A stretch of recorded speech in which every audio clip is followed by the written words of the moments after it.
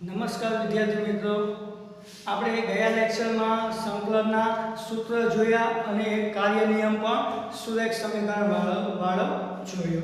હવે એના પછી આપણે સંકલનની એક્સરસાઇઝ નંબર 7.1 તરફ જઈશું. તો 7.1 માં જે પ્રથમ 5 દાખલા આપણને આપેલા છે એ આપણે કઈ રીતે ગણવાના છે? નિરીક્ષણની રીતે સંકલન મેળવવાનું છે. સંકલન મેળવવાનું છે પણ કઈ રીતનો ઉપયોગ કરવાનો છે? નિરીક્ષણની રીતનો ઉપયોગ કરવાનો છે. તો આપણે નિરીક્ષણના રીતથી કઈ રીતે દાખલા ગણી શકીએ અને કઈ રીતે સંકલન મેળવી શકીએ તે આપણે જોશું. તો તેના માટે આપણે સૌપ્રથમ એક્ઝામ્પલ નંબર 1 લઈએ. તો એક્ઝામ્પલ નંબર 1 નો આન્સર લખીએ. ચાલો, તો એક્ઝામ્પલ નંબર 1 શું છે? sin 2x dx. ચાલો, એનો આન્સર લખીએ. તો આન્સરમાં સૌપ્રથમ આપણે શું વિચારવું પડશે? નિરીક્ષણની રીતમાં કે sin 2x જે છે એમાં sin છે એ કોના વિકલનથી આવે છે? સૌપ્રથમ આપણે વિચારવું પડશે. તો કે sin રહ્યું એ cos નું વિકલન કરવાથી આપણને sin મળે છે, એ આપણે જાણીએ છીએ કે cos નું વિકલન કરવાથી આપણને sin મળે છે. તો આપણે એ જ વિચારવાનું રહેશે. બીજું વિધેયમાં સુરેખ સમીકરણ કયું આપેલું છે એ કશું વિચારવાનું રહેશે નહીં. આપણે મેઇન વિચારવાનું રહેશે કે sin ક્યાંથી આવે છે, વિકલનમાં sin ક્યાંથી આવે છે એ આપણે વિચારવાનું રહેશે. તો cos નું વિકલન કરવાથી આપણને sin મળે છે. તો ચાલો આપણે આનું શું કરીએ? વિકલન કરીએ. તો કોના વિકલનથી આવે છે sin 2x? તો cos 2x ના વિકલનથી આપણને શું મળે છે? sin 2x મળે છે. તો આપણે cos 2x નું x પ્રત્યે શું કરશું? વિકલન કરશું. તો cos 2x નું શું થશે? -sin 2x અને 2x નું શું થશે? * 2 થશે. ચાલો, હવે આપણે સંકલનમાં કોણ જોઈએ છે? sin 2x જોઈએ છે. તો sin 2x ને અહીંયા આપણે શું બનાવશું? કરતા બનાવશું. તો -2 જે વધેલા છે એ ક્યાં આવશે? આ બાજુ આવશે. તો શું બનશે અહીંયા? -1/2 d/dx cos 2x. ચાલો, અને આ બાજુ શું રહેશે? sin 2x રહેશે.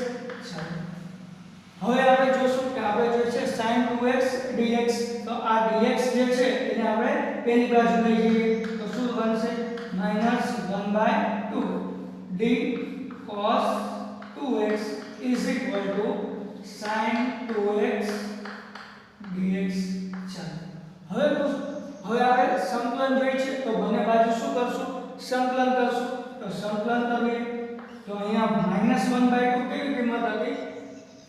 અચળ કિંમત હતી, એટલે એને આપણે શું લખી નાખી? બહાર લખી નાખી. તો અહીંયા જોશું શું થશે કે અહીંયા સંકલન અને વિકલન એકબીજાના વિરોધી હોવાથી શું થઈ જશે? કેન્સલ થઈ જશે. તો અહીંયા રહેશે -1/2 cos 2x is equal to sin 2x dx. આ રીતે આપણને નિરીક્ષણની રીતથી sin 2x dx નું સંકલન મળશે. અને આપણે કાલ કાર્ય નિયમ ઉપરથી જોયું પણ હતું કે sin નો શું થાય? -cos 2x અને x નો સહગુણક કેટલો છે? 2. તો 2 નીચે આવવો જોઈએ. તો અહીંયા શું આવ્યો? 2 નીચે આવ્યો. જોઈ લો, આપણે કાર્ય નિયમ આપણે ગયા લેક્ચરમાં ભણ્યા હતા. એના ઉપરથી પણ આપણે ચેક કરી શકીએ કે આપણો જવાબ સાચો છે કે નહીં. તો આ રીતે નિરીક્ષણની રીતથી તમારે સંકલન મેળવવાનું રહેશે. જ્યારે પૂછવામાં આવે એક્ઝામમાં કે નિરીક્ષણની રીતથી ગણો, તો આ રીતે આપણે દાખલો ગણવાનો રહેશે. સૌપ્રથમ આનું વિકલન વિચારવાનું રહેશે. પછી જેનું સંકલન જોઈ છે એને આપણે મેઇન બનાવવાનું રહેશે, કરતા બનાવવાનું રહેશે. અને બાકીના અચળ પદ આપણે આ બાજુ લઈ જવાના રહેશે. પછી જે dx જોઈ છે તો dx ને આપણે સામેની સાઈડ લઈ જઈશું. પછી બંને બાજુ શું કરશું? સંકલન કરશું. તો સંકલન અને વિકલન કેન્સલ થશે. તો આપણને sin 2x dx નું સંકલન આ બાજુ મળશે. તો આ રીતે આપણે એક્ઝામ્પલ ગણવાનો રહેશે નિરીક્ષણની રીતથી. હવે આપણે બીજા એક્ઝામ્પલ તરફ જઈએ. તો બીજો એક્ઝામ્પલ શું કહેવા માંગે છે? તો આપણે જોઈએ.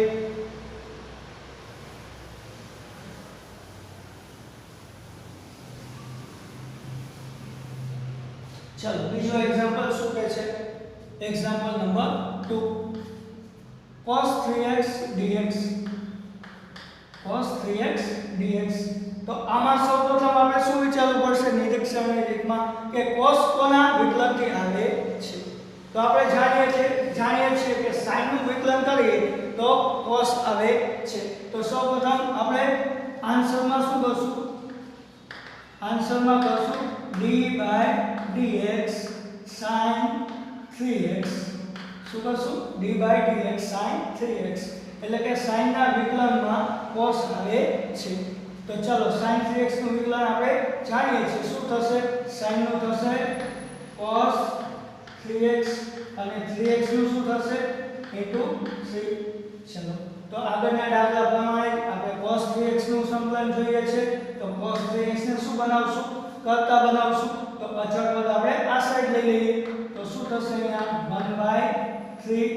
d/dx sin 3x હશે ને આ બાજુ શું રહેશે cos 3x હવે આપણે જોઈએ છે cos 3x dx તો આ dx ને આપણે પેલી બાજુ લઈ લઈએ તો શું મળશે આપણને 1/3 d sin 3x is equal to cos 3x into dx ચાલો હવે આપણે બંને બાજુ શું કરશું સંકલન કરશું તો આપણને સંકલનમાં cos 3x dx નો જવાબ અહીંયા મળશે તો આપણે બંને બાજુ સંકલન કરીએ તો સંકલન કરવાથી સંકલન અને વિકલન બે શું થઈ જશે કેન્સલ થઈ જશે તો અહીંયા રહેશે 1/3 sin 3x એ આપણો શું થશે આ દાખલાનો આન્સર થશે ચલો is equal to cos 3x dx ચલો હવે આપણે કાર્ય નિયમ ઉપરથી જોઈએ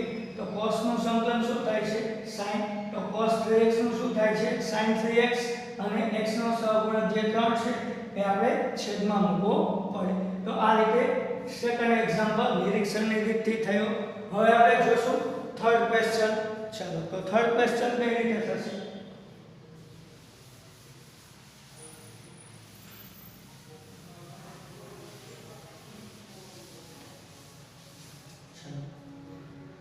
થર્ડ ક્વેશ્ચન છે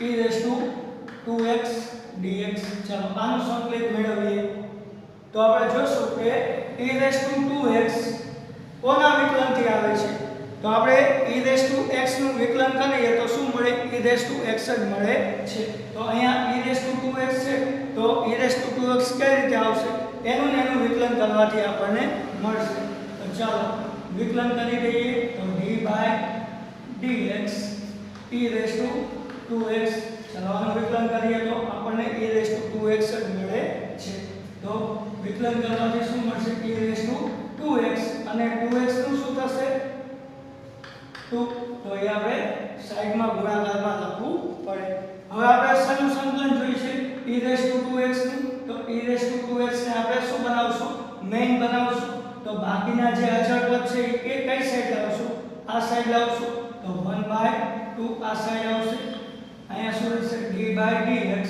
e raised to 2x is equal to e raised to 2x ચાલો હવે આપણે શું જોઈએ છે e raised to 2x dx તો આ dx ને આપણે પેલી સાઈડ લઈ લઈએ તો શું રહેશે 1/2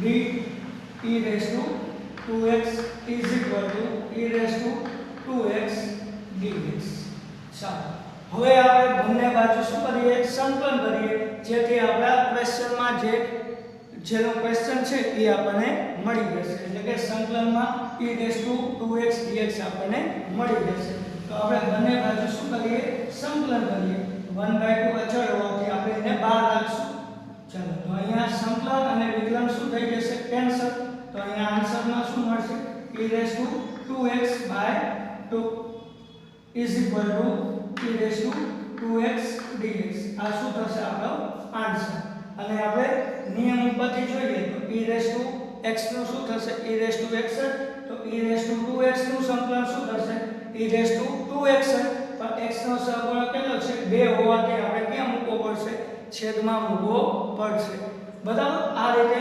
એક્ઝામ્પલ નંબર 3 નિરીક્ષણની રીતથી થશે હવે આપણે જોઈએ એક્ઝામ્પલ નંબર 4 ચલો એક્ઝામ્પલ નંબર 4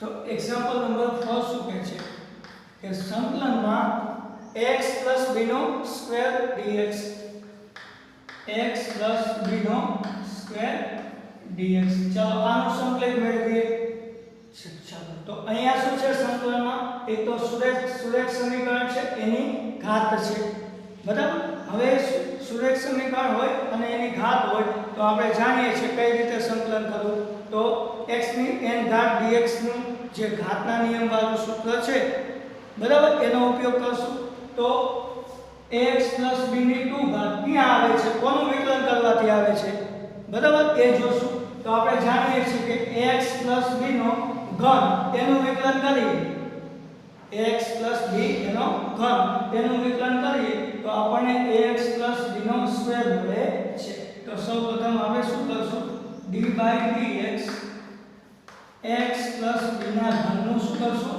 વિકલન કરશું તો એના વિકલનમાં x + b નો સ્ક્વેર આવશે તો સામે શું આવશે જવાબમાં વિકલન તો ઘાત આગળ એક ઘાત શું થશે વિકલનમાં ઓછી થશે તો સ્ક્વેર થશે અને ax + b નું શું થશે a થશે હવે આપણે ax + b ના સ્ક્વેર ને કરતા બનાવશું તો જે અચળ કિંમત છે એ આપણે કઈ સાઈડ લાવવી પડે આ સાઈડ લાવશું તો 1/3 આપણું આ સાઈડ આવશે અને અહીંયા શું થશે d/dx x + b નો ક્યુબ = ax + b નો સ્ક્વેર ચાલો હવે આપણે શું જોઈએ છે ax + b નો સ્ક્વેર dx જોઈએ છે તો આ dx ને આપણે કઈ સાઈડ લઈ જઈશું સામેની સાઈડ લઈ જઈશું તો અહીંયા શું રહેશે 1/3 x + b એનો ક્યુબ 1/3 d x + b નો ક્યુબ અને dx ને પેલી સાઈડ લઈ લઈએ તો x + b નો સ્ક્વેર dx હવે બંને બાજુ શું કરશું સંકલન કરશું તો 1/3 અચળ હોવાથી બહાર લઈ જઈશું અને બંને બાજુ સંકલન કરશું ચાલો તો અહીંયા સંકલન અને વિકલન કેન્સલ થઈ જશે તો આપણને શું મળશે x + b નો ક્યુબ છેદમાં 3 ચાલો આ શું મળશે x + b ના સ્ક્વેર નું સંકલન મળશે તો આપણે જાણીએ પણ છીએ કે આનું સંકલન કઈ રીતે થાય ડાયરેક્ટલી વિચારીએ તો શું થાય ax + b છે તો એના સ્ક્વેર નું સંકલન શું થશે ઘાતમાં એક વધારો અને ઘાત નીચે તો ax + b ના ઘાતમાં એક વધારો એટલે કેટલા થશે 2 ના 3 અને જે ઘાત આવે છે એ નીચે આવશે અને આપણે બીજું પણ જોવાનું કે x નો સહગુણક કેટલો છે a છે તો a શું કરવો પડશે આપણે નીચે મૂકવો પડશે તો આ રીતે આપણે એક્ઝામ્પલ નંબર 4 કરીશું હવે આપણે જોઈએ એક્ઝામ્પલ નંબર 5 ચાલો તો એક્ઝામ્પલ નંબર 5 જોઈએ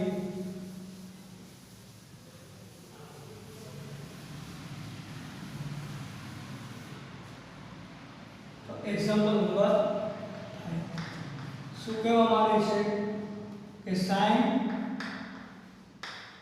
2x minus e raised to 3x dx ચાલો હવે આ ક્વેશ્ચન છે એમાં જો આપણે sin 2x નું સંકલન નિરીક્ષણની રીતે એક્ઝામ્પલ નંબર 1 માં પણ જોઈ લીધું હતું અને અહીંયા e raised to 3x છે તો e raised to 2x નું પણ આપણે ક્વેશ્ચન નંબર 3 માં જોઈ લીધું હતું તો આપણે આ દાખલો ઝડપથી ગણી શકશું હવે તો આપણે એક કામ કરીએ બંનેને શું આપી દઈએ જુદે જુદું સંકલન આપી દઈએ તો sin 2x dx minus e raised to 3x dx ચાલો એકને આપી દઈએ i1 સંકલન અને એકને આપી દઈએ i2 સંકલન તો સૌપ્રથમ i1 મેળવી અને પછી i2 મેળવશું તો sin 2x dx નું સંકલન મેળવશું ને આ બાજુ શું મેળવશું i2 માં e raised to